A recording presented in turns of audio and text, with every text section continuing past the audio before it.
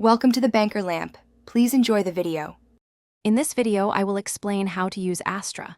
First, let's master her gravity well. This ability is fantastic for controlling space and setting up your team. When activated, it pulls enemies into its center for nearly 3 seconds, making them vulnerable for 1.5 seconds. This creates prime opportunities for your teammates to secure eliminations or for you to follow up with other abilities. Remember to place your stars strategically.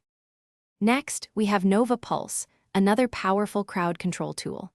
After placing a star, activate Nova Pulse to create an area that charges for just over 1 second before stunning all enemies within its radius. This is excellent for stopping rushes or clearing corners. Remember, you enter astral form to place stars, which leaves your body vulnerable. Always find a safe spot before deploying your cosmic arsenal. Astra's nebulae, her smokes, are crucial for controlling vision. You can transform any placed star into a nebula, which lasts for over 14 seconds. These are perfect for blocking enemy sightlines, allowing your team to push or retreat safely. Consider placing them to create one-way angles, giving you an advantage.